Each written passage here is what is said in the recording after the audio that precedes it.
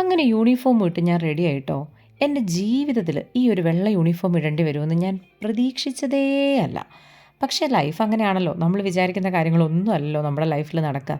ഇനി അങ്ങനെയൊക്കെ നടക്കുന്നവരുണ്ടാവും കേട്ടോ. പക്ഷേ എൻ്റെ കാര്യത്തിൽ അങ്ങനെയല്ല. എന്നായാലും ഈ വഴി അങ്ങ് നേരെ പോയാൽ നമുക്ക് ലിഫ്റ്റുണ്ട്. പക്ഷേ ഞാൻ ഒരിക്കലും നേരെ പോകാറില്ല. ഞാൻ എപ്പോഴും ഈ സൈഡ് എടുത്താണ് പോവുക.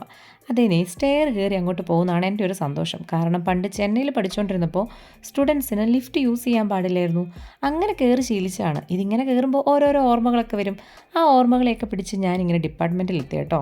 എൻ്റെ ലൈഫിലെ ഏറ്റവും നല്ല സമയമായിരുന്നു ഞാൻ പഠിച്ചുകൊണ്ടിരുന്ന കാലം. പിന്നെ അതൊന്നും പറഞ്ഞിട്ട് ഇനി കാര്യമൊന്നുമില്ല.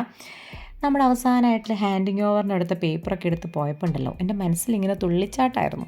ഇന്ന് ഇവിടുത്തെ പണികളൊക്കെ ചെയ്ത് തീർക്കാനായിട്ട് വല്ലാത്തൊരു ആവേശമായിരുന്നു. കാര്യം പറഞ്ഞാൽ ഇന്ന് വലിയ പണിയൊന്നും ഉണ്ടായിരുന്നുമില്ല. അങ്ങനെ ഒരു തണുത്ത ദിവസം. ഈ ഒരു ഡ്യൂട്ടി പ്ലാൻ ഇനി നോക്കിയേ വേണ്ടല്ലോ എന്നുള്ളൊരു സന്തോഷത്തിൽ അവസാനമായിട്ടത്തേൽ ഒന്നും കൂടെ നോക്കിയിട്ട് ഞാൻ എൻ്റെ യൂണിഫോമൊക്കെ ഊരി വലിച്ചെറിഞ്ഞ് കളഞ്ഞു കേട്ടോ. ഇനി ഒരിക്കലും ഇതിടാൻ ഇടവരുത്തല്ലേ ദൈവമേ എന്ന് പ്രാർത്ഥിച്ചുകൊണ്ട് 4.5 വർഷത്തെ ആ ഒരു ഭാരം അങ്ങോട്ട് ഇറക്കി വെച്ചു. എന്നാ പറയാനാ, 4.5 വർഷം പോയൊരു പോക്കേ. എൻ്റെ സന്തോഷത്തിനാണെങ്കിൽ യാതൊരുവിധ അറുതിയില്ല എന്ന് വേണമെങ്കിൽ പറയാം. അങ്ങനെ ഒരു ദിവസമായിരുന്നു കേട്ടോ. ലാസ്റ്റ് ഡേ ആണെങ്കിലും എനിക്കൊരല്പം പോലും സങ്കടമോ വിഷമോ ഒന്നും തോന്നിയില്ല. ഇനി ഇതൊന്നും ആവർത്തിക്കപ്പെടരുതേ എന്നൊരു പ്രാർത്ഥന മാത്രമേ ഉണ്ടായിരുന്നു.